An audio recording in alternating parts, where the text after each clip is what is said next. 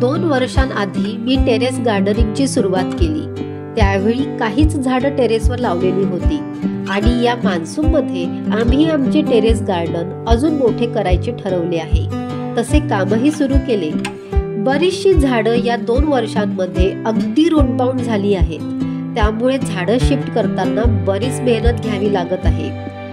टेरेसवर कुंड्यांचा भार कमी पडावा म्हणून मी नेमक्या कोणत्या पद्धतीने झाडं लावते हे जाणून घेण्यासाठी आणि व्हिडिओच्या शेवटी मी महत्त्वाची बोनस टिप्स देणार आहेत, म्हणूनच व्हिडिओ शेवटपर्यंत पाहत रहा।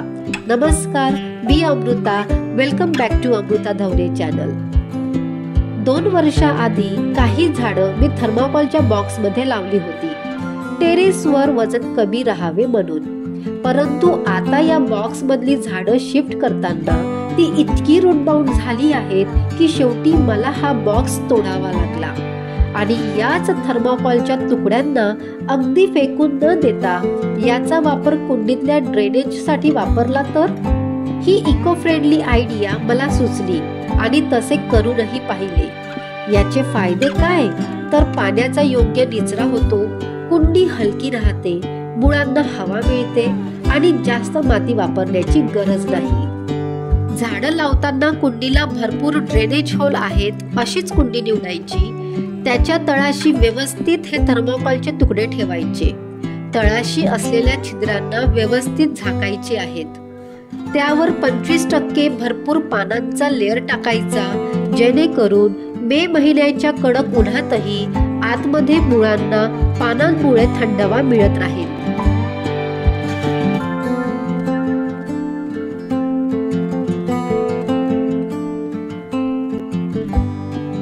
भरपूर सेंद्रिय कर्ब असलेली न्यूट्रिएंट रिच मातीमध्ये व्यवस्थित झाड लावायचे। मी नेहमी माती कशी तयार करत असते हे मी मागच्या व्हिडिओमध्ये सांगितले आहे। तो व्हिडिओ तुम्ही बघितला नसेल तर नक्की बघा, मी आय बटन मध्ये देते।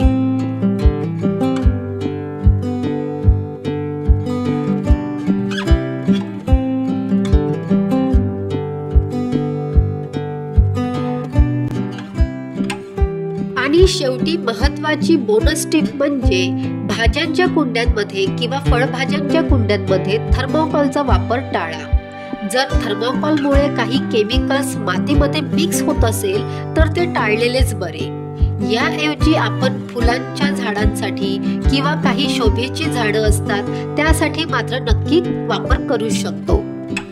आपण बरेचदा ड्रेनेजसाठी दगड किंवा फुटलेल्या माठाचे तुकडे किंवा मातीच्या कुंडीचे तुकडे, विटांचे तुकडे नेहमीच वापरत असतो।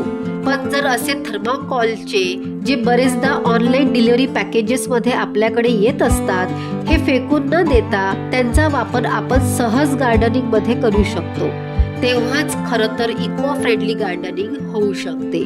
व्हिडिओ आवडला असेल तर लाईक करा, शेअर करा। तुमच्या काही इको फ्रेंडली गार्डनिंगच्या आयडियाज असतील तर माझ्यासोबत कमेंटद्वारे नक्की शेअर करा। पुन्हा भेटूया पुन्हा एका नवीन माहितीपूर्ण व्हिडिओ सोबत। तोपर्यंत स्वतःची काळजी घ्या, झाडांची काळजी घ्या। नमस्कार।